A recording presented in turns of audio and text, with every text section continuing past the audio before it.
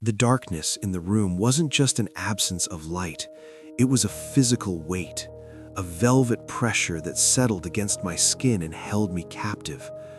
I lay there, suspended in that fragile limbo between a dream and the waking world, where the edges of reality are blurred and soft. The only anchor to the world was the rhythmic, mechanical hum of the box fan in the corner, a steady, white noise heartbeat that brushed a constant stream of cool, artificial air over the tangled mess of my sheets. I was on my stomach, my face pressed into the cool underside of the pillow, my arms curled beneath me like a shield. And then the world shifted. It wasn't a sudden jar. It wasn't the sound of a break-in or a sharp noise. It was a gradual, meticulous change in the atmosphere. The mattress groaned, a low, slow protest of springs as a new weight was introduced. My heart, which had been beating in time with the fan, suddenly lurched. I froze. I didn't breathe. I didn't even dare to twitch a finger. I felt the heat first, a wall of warmth that seemed to radiate through the thin fabric of my t-shirt. Someone was there. Someone was hovering just inches above the small of my back, their presence a solid, undeniable force. I felt the slow sink of a knee beside me into the foam of my hip. Then came the scent. It was a fragrance I could identify in a crowd of thousands, a scent that had become the very oxygen of my life over the last 4 years. It was the sharp, clean sting of a specific cologne, something woody and expensive, mingled with the soft, comforting aroma of laundry detergent and the faint, musky scent of a long day. Rory. My pulse became a drum in my ears, deafening and frantic.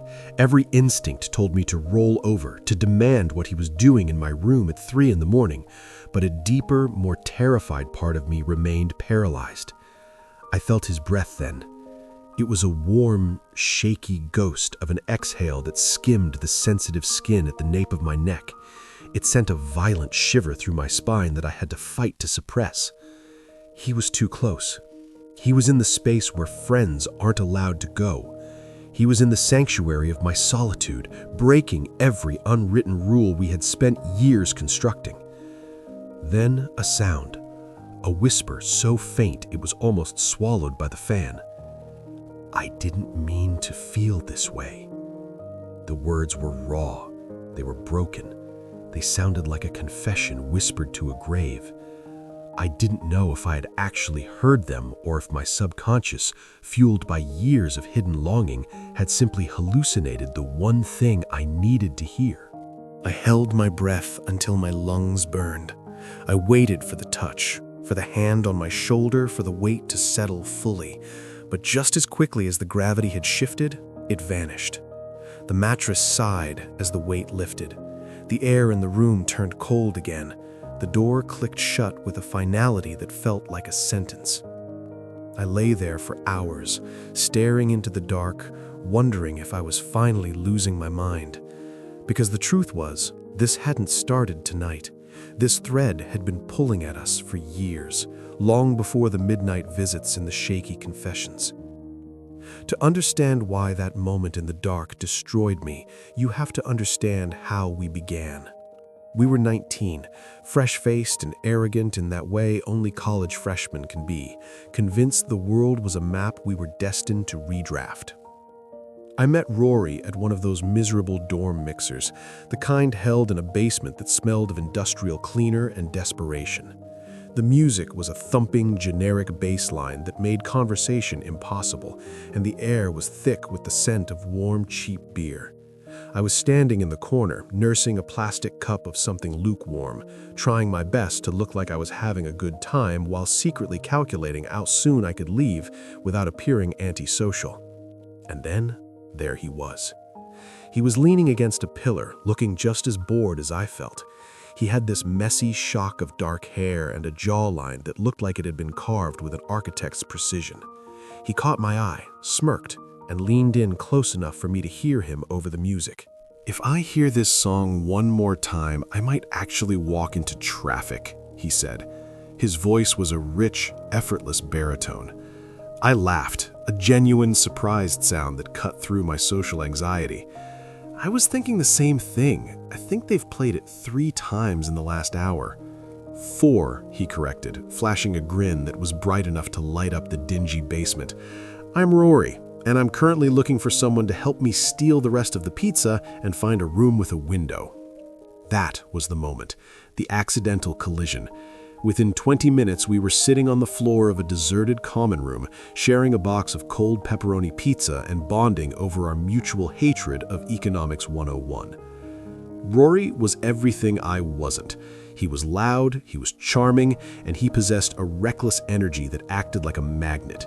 He moved through the world with a terrifying confidence, the kind of confidence held by people who have never been truly broken by life. He was a golden boy, the kind girls gravitated toward, the kind who always had a Tinder match or a girl from a lecture hall he was figuring out. I was the observer. I was the quiet one who took in the details he missed. I noticed the way his eyes crinkled when he was genuinely happy versus when he was just being polite. I noticed the way he bit his lip when he was stressed about a paper. I told myself we were just friends. I repeated it like a mantra. He's your best friend. He's straight. Don't ruin this. I buried my feelings deep, deep down, like a secret I intended to take to my grave. I watched him date, listened to him complain about girls, and I stood by him through every heartbreak, playing the role of the loyal, stoic best friend while my own heart was slowly eroding. Graduation came and went in a blur of champagne and anxiety. The real world was a daunting prospect, especially in a city where the rent was high enough to make you weep. Moving in together was a logical decision, a financial necessity. But the apartment changed the code we had lived by in the dorms. Suddenly, there were no roommates to buffer us. It was just Micah and Rory. Just 2 bedrooms, 1 kitchen, and a living room that felt increasingly small. The air between us started to thicken. It started with the lingering. In college, we had been tactile, but always in a masculine, casual way. A high five, a slap on the back. But in the apartment, Rory's touch began to evolve. He'd sit on the couch to watch a game, and even though there was an entire 3-seater cushion available, he'd sit close enough that our thighs pressed together. He wouldn't pull away. He'd stay there, the heat of his legs seeping through my jeans until my entire body felt like it was humming with high-voltage electricity. He started staying up later. He'd find reasons to be in the kitchen when I was there. His hand would rest a second too long on my shoulder when he walked past. His fingers would curl slightly, a tiny subconscious movement that felt like a plea to stay connected. And then there were the nights he drank. Alcohol stripped away the straight Rory mask he wore so well. He became softer. He became warmer. He would drape an arm around my neck and pull me close, his face tucked into the crook of my shoulder. He'd murmur things about how I was the only person who actually got him, how everyone else was just noise. I was terrified. I lived in a state of constant low-level panic. Was he seeing me? Was he finally feeling the gravity that had been pulling me toward him for 4 years? Or was I just the safe place for a straight man to land when he was lonely? The first major shift happened about 3 months into the lease. Rory had been out at a bar with some old college friends. I was already in bed, drifting off, when I heard the front door slam. I heard his keys hit the counter with a metallic clatter, followed by his heavy, uneven footsteps. I expected him to crash on the sofa. Instead, I saw the sliver of light from the hallway widen as my bedroom door creaked open. "Micah?" he mumbled. He sounded exhausted, his voice thick with whiskey and something that sounded like grief. Before I could answer, he crossed the room and crawled into my bed. He didn't ask, he just moved the covers and flopped down beside me, his large frame taking up half the mattress. He rolled onto his side, his back to me, and pulled one of my spare pillows into his chest. "Rory?" I whispered, my heart hammering against my ribs so hard I thought it might bruise. "It's cold out there," he grunted. "Just 5 minutes." He was asleep in 60 seconds, but I didn't sleep at all.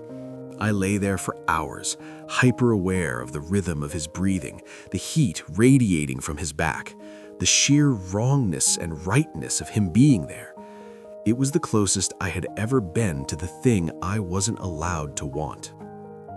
In the morning, the sun was harsh and unforgiving. Rory woke up, stretched, and walked into the kitchen to make coffee without saying a single word about it. He acted as if crawling into his male best friend's bed was a perfectly normal Tuesday morning occurrence. I didn't bring it up. I was a coward. I was so afraid that if I asked why, the answer would be something that would shatter the fragile peace we had built. But the silence didn't make the tension go away. It only made it grow. A few weeks later, I decided I couldn't live in the maybe anymore. I needed to move on. I started opening dating apps, trying to force myself to look at other faces, other lives. I mentioned a guy I had met at a local bookstore, a guy named Julian who was kind, funny, and very clearly interested. The reaction from Rory was immediate and violent. He didn't yell, he didn't get angry, he just shut down. Every time I mentioned Julian, Rory's jaw would lock. He'd find a reason to leave the room. He'd become short, sarcastic, and biting. One evening, we were on the couch. I was scrolling through my phone and a notification popped up from an app. Rory, who was supposedly focused on the movie, suddenly snatched the phone out of my hand. "You have absolutely terrible taste," he said, his eyes scanning the screen with a dark, focused intensity. I tried to laugh it off. "Excuse me? And what makes you the expert on my dating life?" "I'm just saying," he muttered, tossing the phone back onto my lap as if it had burned him. He wouldn't look at me. "You could do better than half these dudes. They look like they've never had a real conversation in their lives." "Are you jealous, Rory?" I teased, though my heart was in my throat. He scoffed, but I saw it, the deep crimson flush that crept up his neck and into his cheeks. "Don't flatter yourself, Micah. I just don't want to have to listen to you complain when they turn out to be idiots." He got up and went to the balcony, lighting a cigarette with shaking hands. I watched him through the glass, a silhouette against the city lights, and I realized then that we weren't just friends anymore. We were two people standing on opposite sides of a very thin, very fragile sheet of glass, both of us waiting for the other to throw the first stone. The rain didn't arrive with a grand gesture. It began as a rhythmic tapping against the glass, a soft, persistent code that felt like a secret being whispered against the exterior of our lives. But as the sun dipped below the jagged skyline of the city, the sky finally surrendered. The drizzle turned into a deluge, a relentless drumming that made the apartment feel like a wooden crate tossed into a dark, vast ocean. Rory was sitting on the floor, his back against the base of the couch, a glass of amber liquid held loosely in his hand. He hadn't turned on the TV. He hadn't looked at his phone in an hour. He was just existing. The silence between us wasn't empty, it was pressurized. I sat down beside him, leaving just a few inches of space, the distance of a heartbeat. The air smelled of rain, old wood, and the sharp, medicinal tang of the whiskey. "I ever tell you," I said, my voice barely audible over the roar of the storm outside, "that I used to think being invisible was a superpower I actually wanted?" Rory didn't move at first. Then, slowly, his head tilted toward me. His eyes were dark, shadowed by the dim light of the kitchen lamp. "What do you mean?" "Growing up," I continued, staring into the swirling depths of my own glass, "it just felt safer. If you aren't noticed, you can't be picked apart. You can't be judged for the things you aren't supposed to feel. It was easier to blend into the wallpaper than to stand out and risk someone seeing the wrong version of me." Rory let out a breath, a slow, ragged exhale. He shifted, and his thigh pressed against mine. He didn't pull away. The contact felt like a spark of static electricity in a room full of gunpowder. "You think you're invisible now?" he asked. His voice was lower than usual, a rough velvet that vibrated in my own chest. I managed a small, sad smile. Most of the time, yeah. People look at me and they see a friend. They see a roommate. They see the version of me that fits their narrative, but not the actual me. There was a long silence where the only sound was the house settling and the rain's violent applause against the windows. Then Rory whispered 4 words that made my world tilt. "I see you, Micah." I looked at him, really looked at him. The cocky, reckless mask he usually wore was gone. In its place was something raw and unshielded, a vulnerability so profound it was almost terrifying to witness. "Do you ever feel like you're hiding?" he asked. My breath hitched. "Are you hiding something, Rory?" He let out a hollow, bitter laugh. "All the time. I think I've been hiding so long I've forgotten where I put the real version of myself. I'm tired, Micah. I'm just so damn tired of pretending the skin I'm in fits right." He stood up abruptly. The sudden movement broke the circuit between us. He didn't look back as he wandered toward his room. "I'm gonna crash. It's been a long day." I stayed on the floor for a long time after that, watching the ice melt in my glass, wondering if the ledge we were standing on was finally about to crumble. I eventually crawled into bed, but sleep was a ghost that refused to be caught. My skin felt too tight. My thoughts were a chaotic loop of his voice, his scent, the way his leg had felt against mine. I tried to count backwards from 100, tried to focus on the hum of the fan, but the atmosphere in the apartment felt electric, charged with a storm that had nothing to do with the weather outside.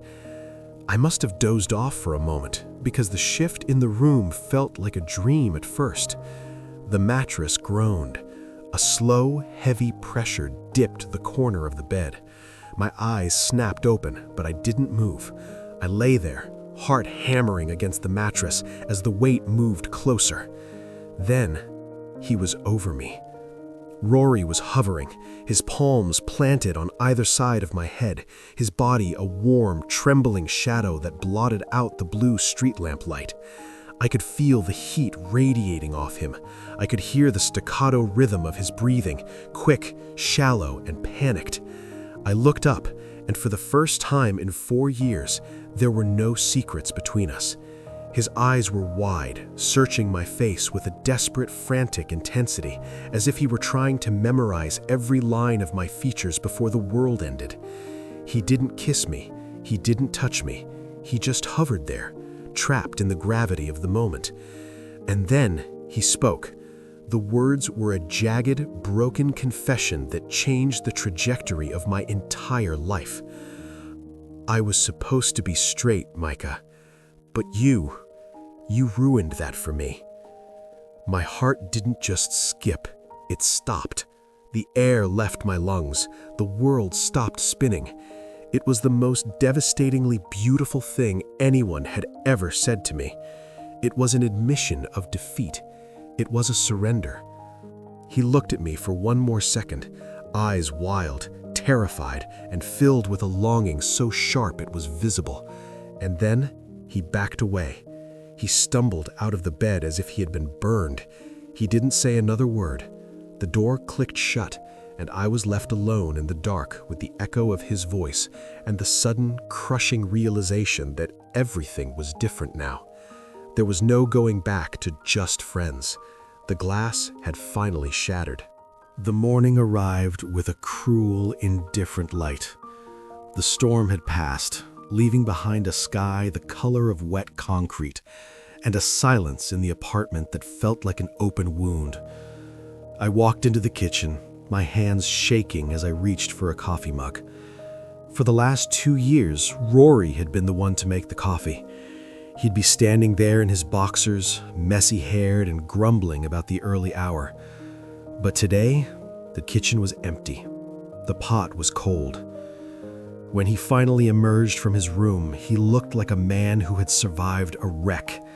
His eyes were bloodshot, his movements stiff. He didn't look at me. He didn't say good morning. He walked past me like I was a stranger, grabbed a piece of fruit, and retreated into the bathroom. The distance was physical. It was a wall of ice that had sprung up overnight. I felt a surge of anger mixed with the heartache. He didn't get to do that. He didn't get to crawl into my space, drop a bomb like that, and then hide behind a wall of silence. The day passed in a blur of forced normalcy. We both worked from our respective rooms. We navigated the shared spaces like two dancers trying to avoid a collision. The tension was so thick, it felt like I was breathing in smoke. By evening, I couldn't take it anymore. The silence was louder than any argument could ever be. I found him on the balcony, leaning over the railing, staring out at the rain-slicked streets below. "Rory!" He didn't turn around. His shoulders were hunched, his hood pulled low. I stepped out into the cold air. "You can't do this. You don't get to say what you said and then act like I don't exist. You don't get to confuse me like this and then hide." He finally turned. His face was drawn, his mouth a thin line of pain. "I don't know who I am, Micah. Is that what you want to hear? I look in the mirror and I don't recognize the person looking back. I spent 23 years following a script. I knew who I was supposed to marry, what kind of life I was supposed to have, and then there's you." He stepped closer, his voice rising with a desperate edge. "You're the only person who makes me feel safe. You're the only person I want to talk to. But I'm scared. I'm terrified that if I admit what this is, I'll lose everything." "You already lost the lie," I said softly, my voice cracking. "You can't go back to the script, Rory. The audience has already left." He looked at me, a single tear tracking through the stubble on his cheek. He didn't say anything. He just turned and went back inside, leaving me alone in the cold. It took 3 more days of silence before the final wall came down. I was sitting in the living room, a book open on my lap that I hadn't read a single word of.